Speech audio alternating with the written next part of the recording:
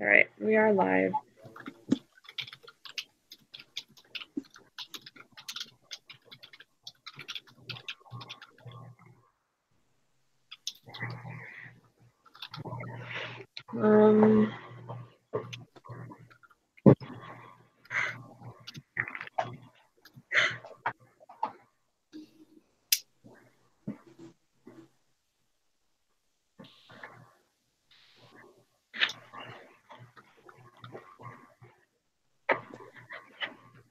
Okay. So let's get started with the first question. So we'll do the questions and then themes at the end. Yeah.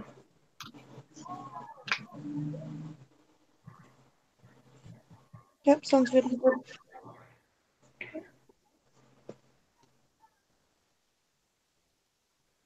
All right. So the first question: why did so I don't really know how to pronounce all the names in the book, so I'm just gonna kind of pronounce them how I think they're pronounced.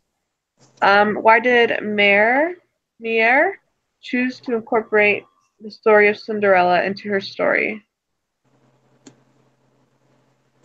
Well, I think that, well, I feel like it's a very, I guess, relatable story to a lot of people, especially, like, not saying that every stepmom is evil and every, like, step siblings are evil, but a lot of people have, like, stepmoms and step siblings, and it's just a dynamic you have to get used to, and it may seem like really frustrating at first, but I feel like it gets better in like real life, not just stories. But it gets better.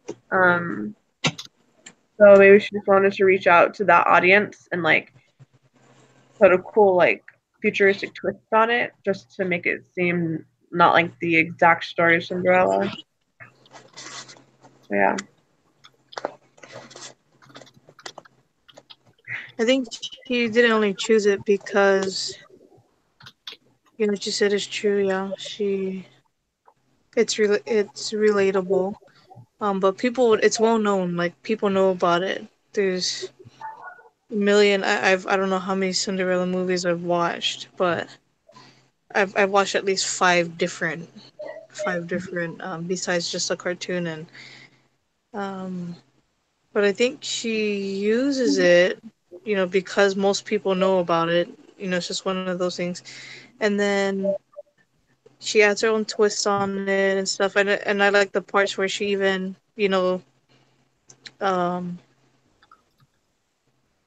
like she puts in quotes that she has to do her chores and talking about pumpkin, like it actually mentioned those things. And a lot of the characters in the book, they overlap. Like they have a the two sisters, but the twist is one of them's nice and one of them's not nice. Yeah. Is but the evil stepmother is the same, and then yeah, just the characters. Yeah, and like That you she mentioned how like the chores were in quotes. I feel like she's making fun of the actual Cinderella story and her version of the story. Yeah, yeah, making fun of it, but it is her story. And then also, it isn't. Sometimes we don't like to see it, but that kind of stuff still exists. You know what I mean? Where there's still classes. People are still put in classes. They're either poor or rich, or yeah. So yeah, and it's interesting that even at the time that this takes place, that there's still a divide of classes. Yeah. And this is supposed to be like after World War IV. That's yeah.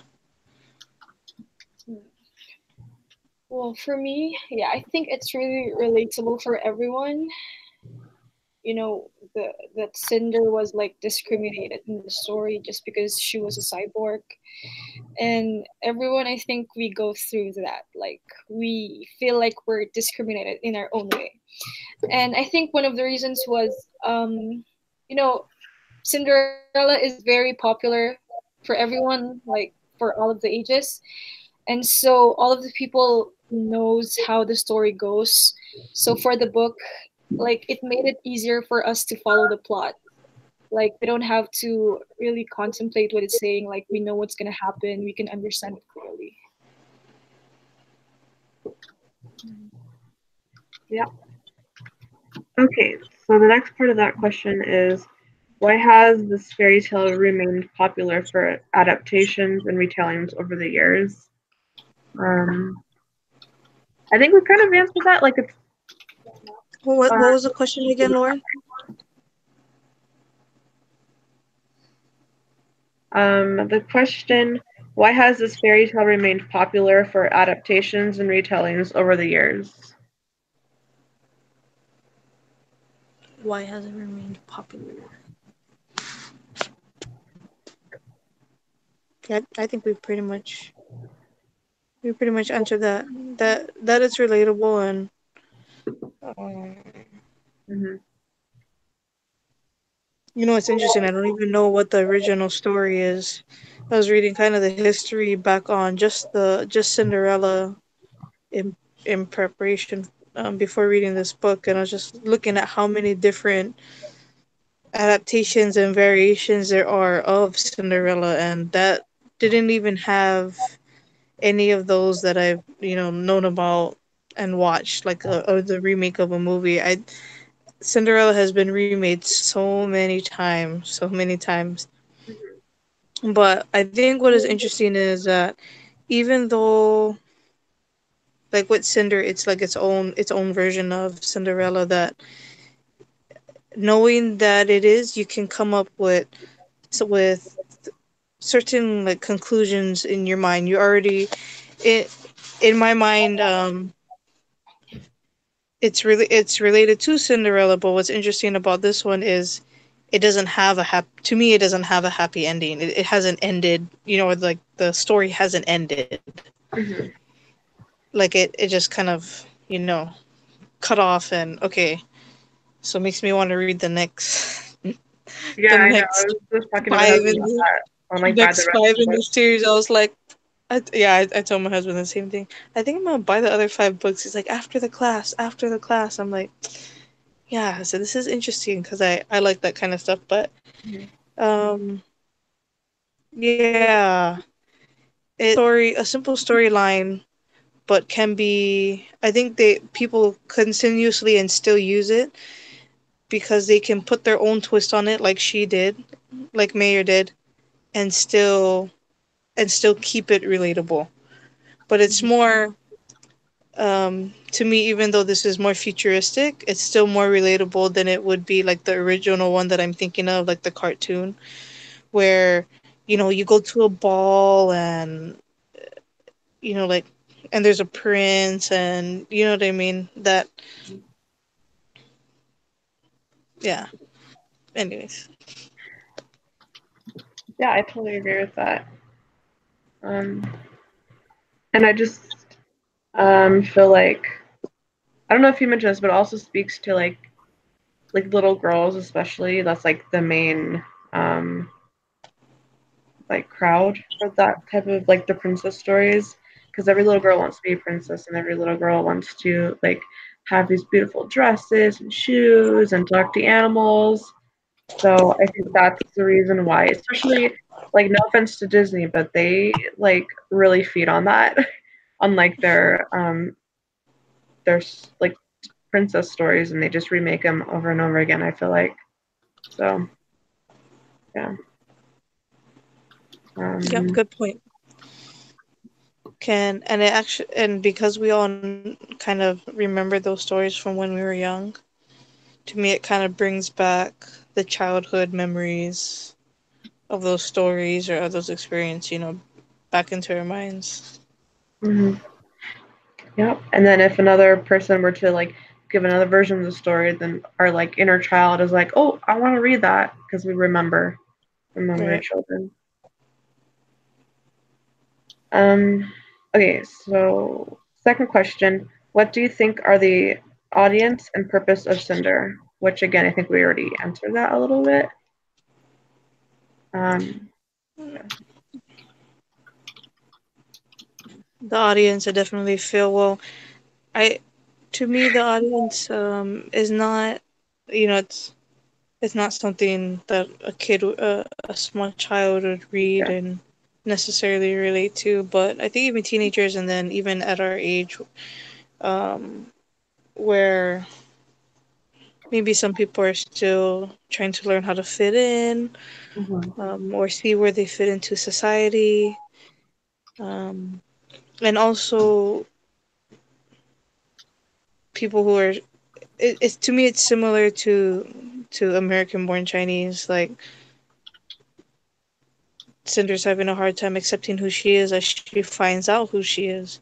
And it's the same thing, kind of still trying to take everything in and accept who she is. So I think about, you know, teenagers or teenagers to mid 20s is kind of who they're looking for. And I definitely think towards girls, not Mm-hmm. only towards boys, but towards girls who a lot of them have the memories, like we said, the childhood memories of what Cinderella is about.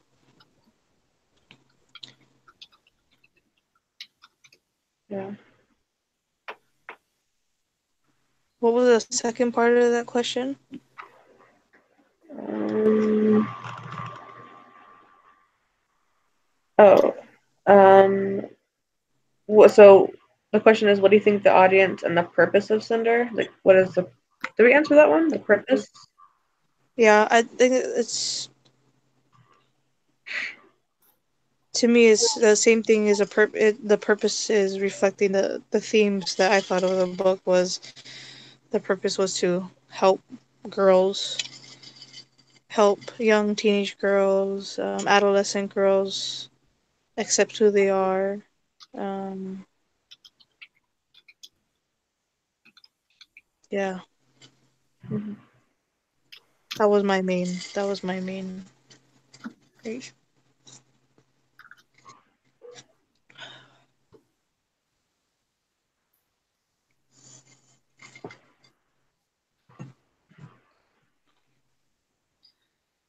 Well, for me, I think yeah, it's for everyone. Mainly for me, it mainly focuses on those like people who experiences diversity. Because for like in the story, Cinder was a cyborg and she was a lunar, and it said that lunars are like banned on Earth, like they're not allowed, or else they will be if they'll be found out, then they will be punished. And like here in our own personal experiences, some people, especially when they migrate to other countries, they feel like they're being discriminated. Because I remember one of my Chinese friends told me a story that there was this one Chinese student who is like studying in an American school, and then one of the professors heard him speaking Chinese, and the professor told him to speak English because you're in an American country, you're not allowed to speak Chinese. What's the purpose of going here if you're just going to speak your own language?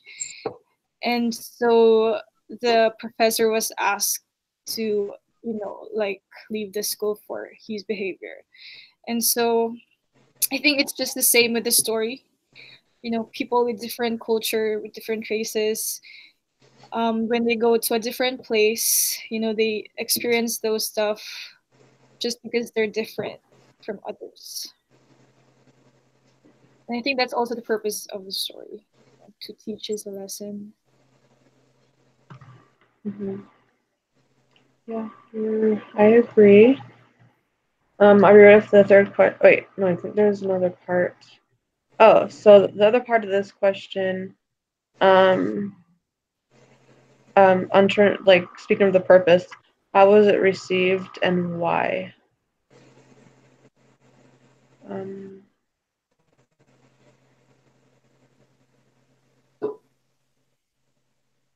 so how did the audience receive the purpose of this book? So since we are the audience, um, how did we receive it? I I thought it was pretty good. I To me it wasn't, you can relate to Cinder herself, not to the T, but I don't have a stepmother, but the way my family is made up is different than the usual. Um, it's interesting. She calls her stepmother instead of like adopted mother, because when you think of the term stepmother, you think that you know my first thought was, oh, that means that must be the dad's daughter, but it's not even the dad's daughter. Um, so like my own family, myself, I'm one of 9 kids, but out of the 9 kids, I have 2 stepbrothers. I have and another brother I have is actually my cousin. He's not even my sibling. He is my sibling. Um, and we've always treated him like one, but he's actually my mom's brother's son. Mhm. But we've had him since he was a child. And then even just with the way, I have multiple parents. I call more than one person mom. I actually have another mom, another woman who helped raise me throughout the years. And the same thing about a dad. I have another uncle who's, kind of been like a dad. So it was interesting, just the family dynamics about it, that it's not your it I think it for some reason, to me, it brought up adoption, like, um and just how someone who's adopted can, Cinder still loves her sister. I don't know if how do you say it? Piano? Is it Peony? piano? Yeah, okay, yeah. It's like, yeah. That one sister she loves that sister to death. You can obviously tell throughout the entire book. Um, and then there's Pearl, who, doesn't give a crap about her. Um, but I don't know. It's interesting that at this time that I'm reading this book, I'm reading all these posts about abortion, and then I see all these posts like all these adoption posts, like, oh, don't abort, I'll adopt instead, kind of thing. And I don't know if it was because of the book or it just happened that way, but literally while I'm reading it and I'm on social media, it's talking about adoption, adoption, adoption, adoption. Wow. Um, yeah, I know that was weird, but um, it's definitely to me still reaches out to a lot of different audiences, not just someone who's different, but someone whose family is different. They have a different kind of family, or themselves, um, or just their background, where they come from. To me, Cinder's relatable in many more ways than just one. Mhm. Very, very true. Um, okay. Question 3. Um, why? Okay. What societal? I can't read. Sorry. What societal attitudes, values, or ideals are conveyed and challenged in this book? Let's see. So definitely, um, just so Cinder being so like tomboy, and like versus the Cinderella story of Cinderella being like super girly, I think challenged the original Cinderella story a lot, because Cinder's so tomboy and she doesn't really, she can't even like cry. She doesn't really show a lot of emotion. She doesn't care about love too much, even when she knows she's in love with Prince Kai. She still doesn't really admit it until the very, very end when it's a matter of life or death. Um, so it's definitely like an idea that what's challenged, um, and values. So I think that let's see what values are challenged. The value of like having children is challenged, and having like a stepdaughter or an adopted, you know, child, that's definitely a challenge. Just because um, even though the mom, didn't want Cinder, I feel like people who adopt want a child so bad, and they've tried everything else, and like having adopting that child is like, a miracle to them. So I think like the total reversal of that is um, such a, challenging that value in the book, definitely. Yeah.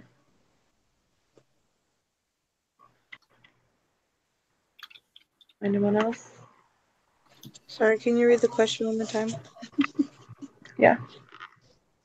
What societal attitudes, values, or ideals are conveyed and challenged in this book?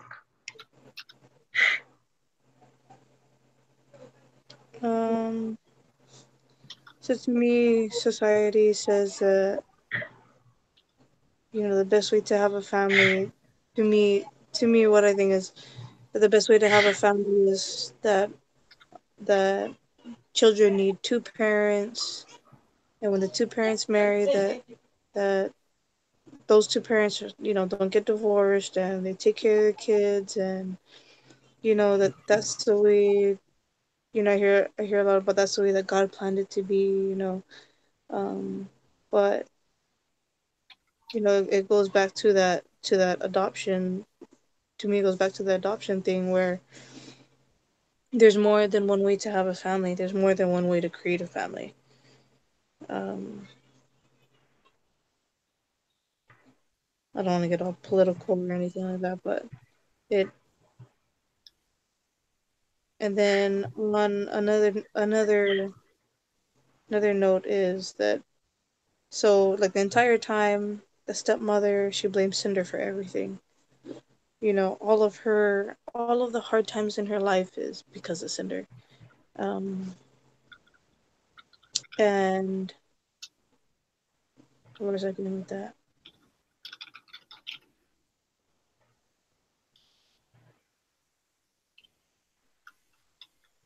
Shoot, I lost my train of thought.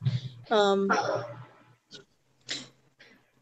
but anyways,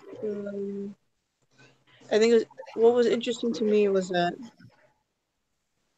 the entire book is Audrey hates Cinder. Everything's her fault. That she's a cyborg. She's low class. Um, she doesn't matter to society. She's lower than the lowest in society, and yet the turn of events made it so that she's actually, you know, this lunar who is Princess Celine, and just to change how, um, I guess someone's background can make a difference as far as society goes. Um,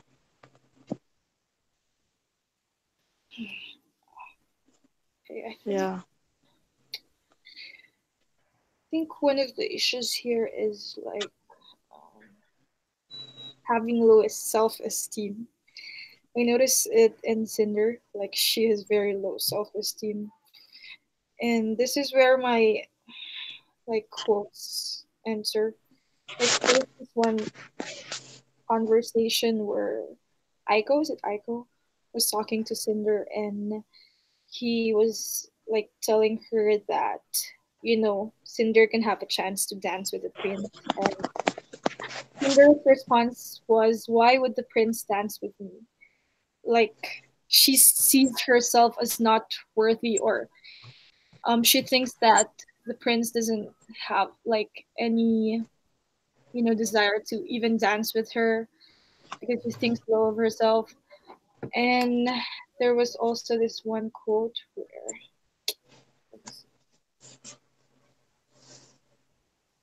like it said that He was the fantasy of every girl in the country, referring to Prince Kai. He was so far out of her world that she should have stopped thinking about him the second the door had closed. Should stop thinking about him immediately and should never think about him again. Because just because he was a prince and she was a cyborg, like she doesn't even have the right to think about him. Like she should never think about him because she belongs to the lowest level in society and he's a prince. So yeah, she continues to like put herself or think that she's not even worthy enough or she doesn't have like value to everyone. She's just a mechanic. Mm-hmm.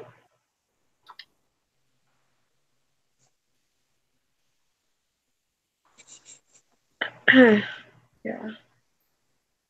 Okay. So our last question is choose the name of a character. What does the name mean? Why do you think the author chooses this name? In what ways is it suitable or unsuitable for the character? So I chose the name Cinder's the Night Sister, Peony. So sorry, I should get really comfortable. It looks it up and says so peony is obviously a flower. It says the traditional flower symbol of China, the state flower of India, and the 12th wedding anniversary flower. Peonies are known as the flower of riches and honor, with their lush, full, rounded bloom. Peonies embody romance and prosperity and are regarded as an omen of good fortune and happy marriage. So I feel like it just has such a positive note to the name and such a positive meaning of the flower, which is I think why she named the good stepsister that name, because it means to, like, be prosperous and be honorable and yes, I think that's really interesting. She named that character Peony.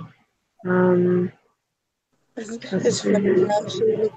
I actually looked up the same one. Oh, really sorry. And so no, Um, something else I found out about that one was her name is also synonymous with like compassion. mm-hmm. That makes a lot of sense. Yeah. Um, let's see. Okay. I'm trying to find in the book where. Okay, interesting. So I got another one. Okay. So Erland, Erland, Dr. Erland, the one who's a lunar who heads the who's the palace doctor who's heading the plague antidote. Mm-hmm. His name it originates from a word meaning foreigner. Oh, wait. What was his name again? Erland, Oh Erland, yeah. Mm-hmm. That's something very like that. interesting. Yeah. Um. Come. Yeah. It's derived from a word meaning foreigner. And also leader. And yeah, and that was interesting. So foreigner, I was like, he's a foreigner, obviously, because he's a lunar. Definitely. Yeah.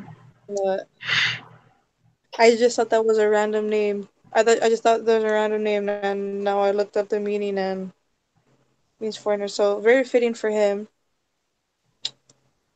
Mm-hmm. Presley. Hmm.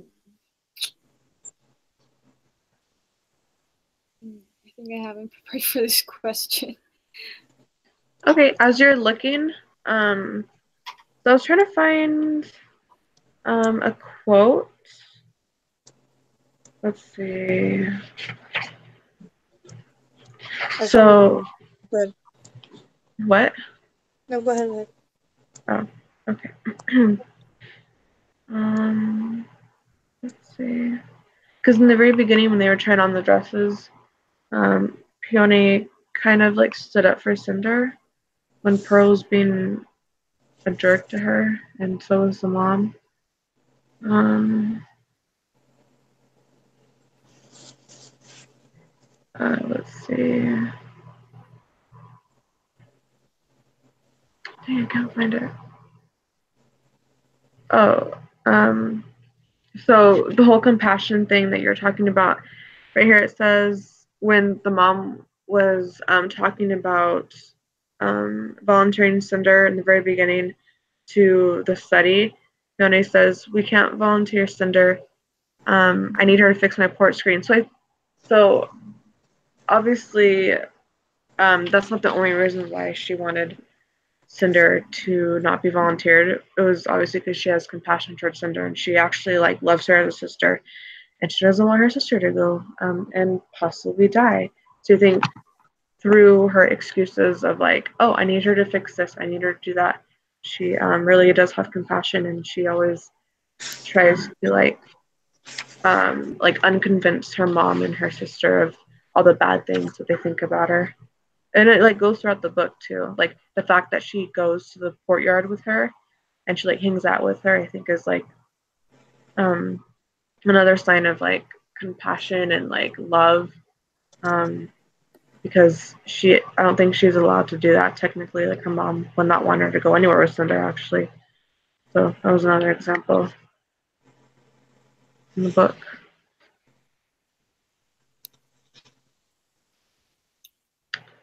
Yeah.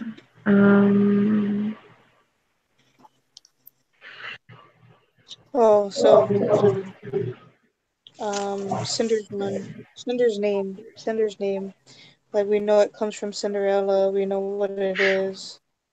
Um, Piece of coal or part burnt food. But I thought the interesting part is says so. I'm just reading the definition. A small piece of partly burned coal or wood that has stopped giving off flames but still has combustible matter in it. And I think that is so fitting for her character. So she's like that for most of the book, right? And then all of a sudden at the end, when she finds out all this information about Queen Levana and her intentions and all of this stuff, she literally just explodes at the end. Like someone put gasoline on her fire and Yeah. just, yeah. Interesting. Anyways, Yeah. um, what I was thinking about for my quotes was so kind of related to not kind of related to societal views and how people didn't value it was how Chang Sacha treated her and from the get go um, when Chang Sacha didn't want her son to play by her because she knows that she's a cyborg and not necessarily everybody knew that. And she said this was on page 5. Sento, come here. I told you not to play so close to, and then she cuts off there.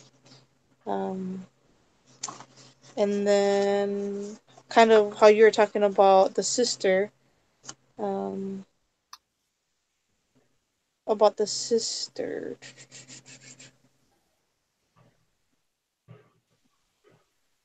Um, what I think was so hypocritical of the stepmother was that she keeps telling Cinder, like she keeps going against Cinder, like you didn't even love her, you didn't even love her.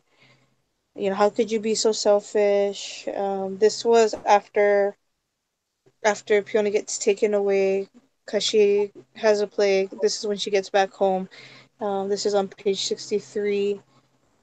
Audrey says to Cinder, I don't understand you, Cinder. How could you be so selfish? And Cinder says back to her, I'm so sorry. I love her too. And then Audrey squeezed the frame. Don't insult me, she said, sliding the frame closer to her. Do your kind even know what love is? Can you feel anything at all, or is it just programmed? And so it's interesting that she's questioning Cinder's love for her sister, but she doesn't even see the fact that she's not even loving someone who actually, in all other aspects is her daughter. Like she just puts it as I'm your legal guardian with no connection, no relationship at all. Um, so it's it's her whole character. I think was just hypocritical and just liar. That's all I can think about when I think about her. Is she wants Cinder, her job as a parent is to teach your children this. You teach your children basic values, love everyone. Um, and a lot of what children learn is because of their parents. So to me, um, her questioning Cinder all the time, or even saying, everything's your fault. She never takes into account anything, and even more interesting is that the only way they make income is because of Cinder. Cinder's the one that works. Cinder makes all the money, and yet, so she does her responsibility. She actually loves Peony, um, which makes me think that she develops that kind of relationship because of the love the father showed her, and not the mother, and not the stepmother. Mm-hmm. Yeah, her whole her whole character is literally like evil stepmother. Like people, for um my daughter, she has a stepdad. She doesn't call him stepdad, but she has stepdad. She'll probably have a stepmother in the future. In the future, maybe. But you know what I mean. Just what I always say is those people. I try to let her judge them herself instead of me saying, you know what I mean. Oh, she's evil. She's evil. She's evil, kind of thing. So that she doesn't have that set perspective that step parents are evil and that kind of stuff. But yeah, overall, good book. Mm-hmm.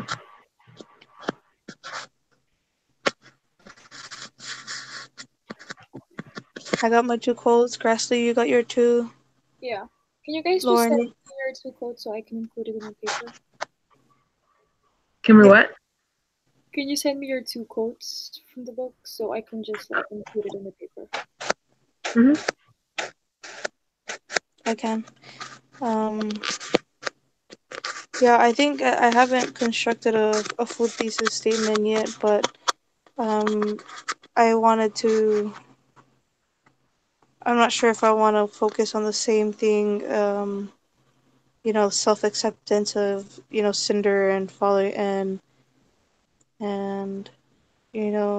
her whole backstory about how she deals with learning that she was adopted, who she really is, and her history. Or if I wanted to kind of focus more, for some reason, I'm kind of pulling more towards Audrey's character and how her character um, affects Cinder and the storyline, and just how hypocritical she is, and because even her is the same thing, she plays into society as well. So I think that's where my Yeah. Even like till the very end, she still hated her. Like she had no yeah. reason to other than like the husband dying, but that had nothing to do with her. She just needs someone to blame, I guess. Um, yeah. So for these I mean, statements, sorry, go ahead. go ahead. Go ahead. For me, I don't really have one either. Um, but I feel like the author is really trying to like say or prove that, just like the American-born Chinese book.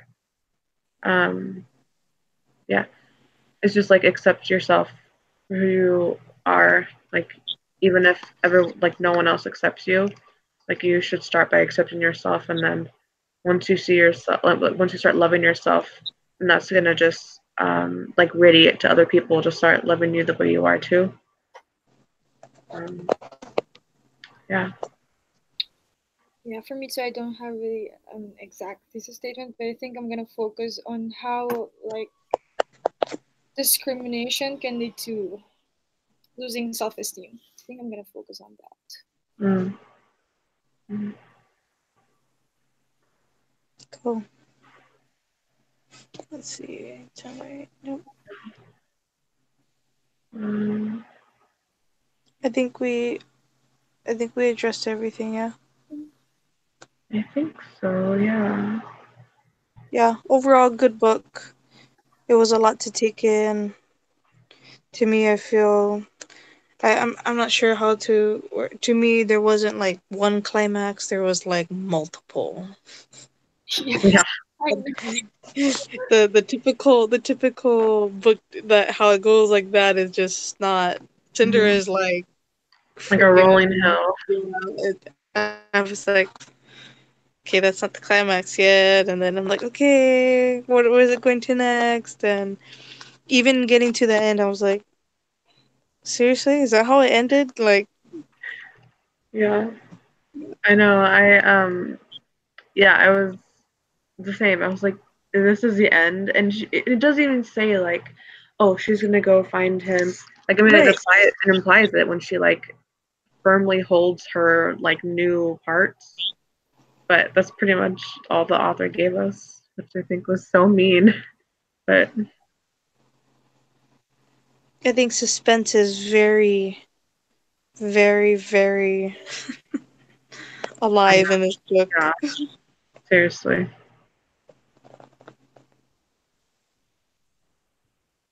Okay. Okay. Does anyone else have anything to say? I think No. I'm good. All right, I'm gonna end the broadcast then.